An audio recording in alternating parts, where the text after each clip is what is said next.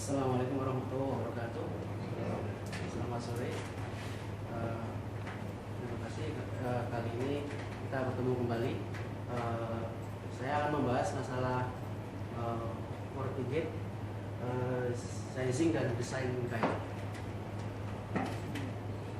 Pertama-tama sebelum kita memutuskan untuk memilih perangkat FortiGate apa yang akan dipakai di customer, tentunya ada beberapa parameter yang akan kita gali informasinya dari customer. Beberapa parameter yang dari sini ada 10 parameter, yaitu ada internet bandwidth, security zone atau segmen, kemudian berapa jumlah user, kemudian berapa apa ya security aplikasi apa yang akan dipakai, kemudian traffic pattern, new session per second, kemudian concurrent firewall session, terus availability, kemudian infrastruktur dan growth expectation. Nanti kita akan bahas satu-satu. Pertama adalah internet bandwidth. Sebelumnya kita akan cari tahu dulu berapa bandwidth dari customer. Misalkan kenapa itu perlu? Misalkan bandwidth customer mungkin ada 100 mega atau ada 200 mega atau beberapa, kita harus cari tahu. Sebab jangan sampai pemilihan device yang dipilih di bawah speed dari bandwidth customer. Misalkan customer punya bandwidth besar, misalkan 1 giga, kita harus pilih FortiGate yang throughputnya lebih dari 1 giga. Jangan sampai ketika salah sizing, misalkan bandwidth customer 1 giga, kita pilih firewall throughputnya di bawah 1 giga, maka akan terjadi bottleneck. Kira-kira seperti itu penjelasan kenapa kita harus tahu dari bandwidth customer. Kemudian security zone atau segmen. Biasanya di sisi customer segmentasi yang ada di networknya adalah misalkan di segmentasi LAN, DMZ, server, kemudian developer atau direktur dan sebagainya. Biasanya traffic yang besar adalah dari sisi internal traffic. Mungkin customer akan akses backup traffic atau database traffic, kemudian jadi user akses ke aplikasi mereka. Kenapa ini perlu juga? Karena di sini pemilihan beberapa port interface. Misalkan di sini sudah juga ada LAN, DMZ, server, kebutuhan ini pasti akan memerlukan port interface yang lebih. Kemudian berapa jumlah dari user? Meskipun FortiGate tidak ada license untuk user, tapi informasi ini bisa diperoleh dan bisa berguna. Misalkan seperti kasus seperti ini. Misalkan ada customer dengan total 3.000 user. Kemudian dari contoh ini kita ambil misalkan dari 3.000 user itu ada 40% yang aktif concurrent. Kemudian dari setiap user itu misalkan dia buka browser, dia buka website, beberapa website, misalkan satu user bisa 20 atau 30 connection. Maka perumusannya kurang lebih seperti ini, 3.000 user sama dengan 40% kali concurrent user dikali 30 connection per user. Jadi sekitar ada 36.000 concurrent proxy session. Dari sini kita bisa diperoleh data untuk concurrent proxy session.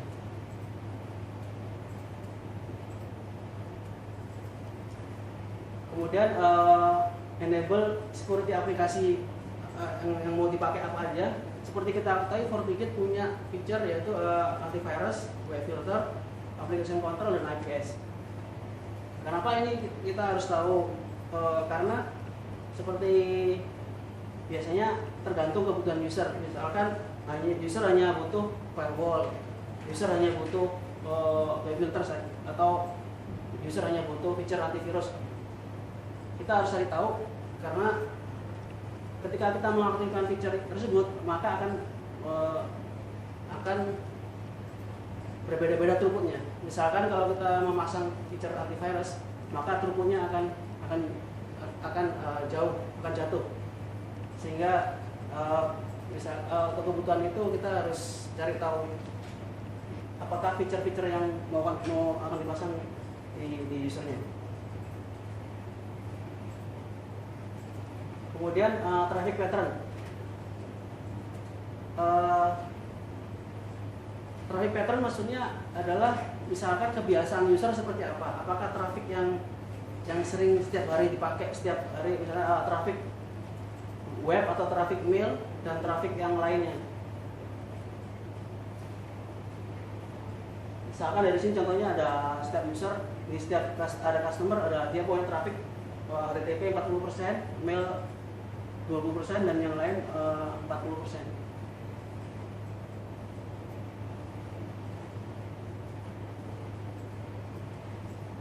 New session per second,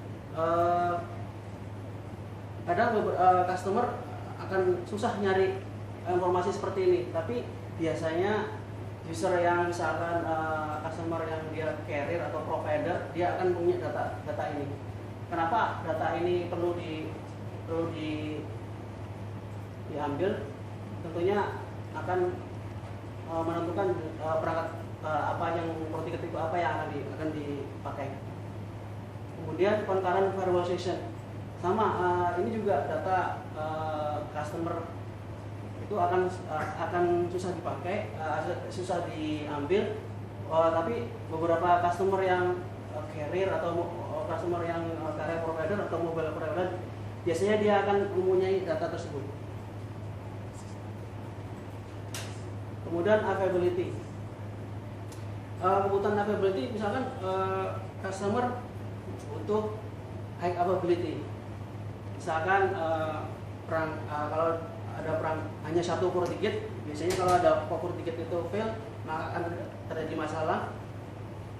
Beda bila ada dua FortiGate yang dipasang high availability.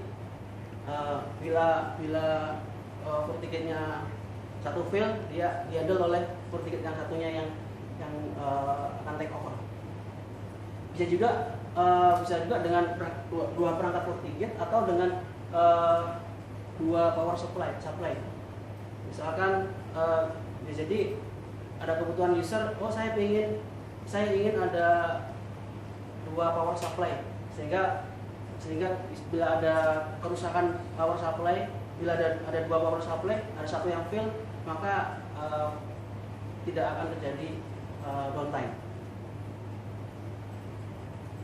Kemudian infrastruktur, ditanya ke user juga, apakah dia butuh port 10G atau mungkin informasi yang existing, misalkan ada fiber, ada mungkin informasi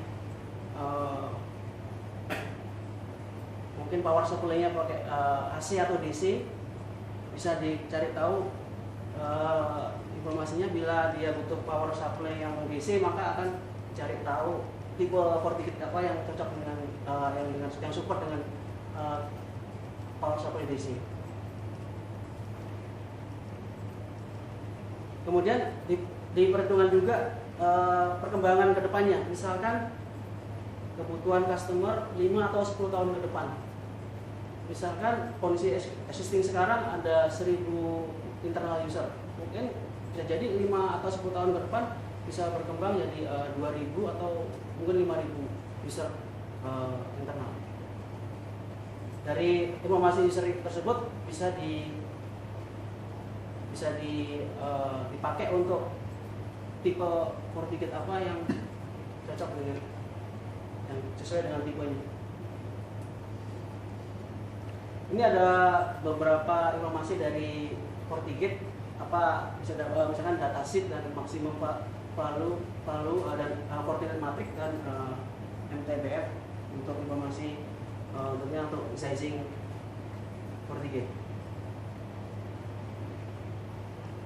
Demikian yang bisa disampaikan. Assalamualaikum warahmatullahi wabarakatuh.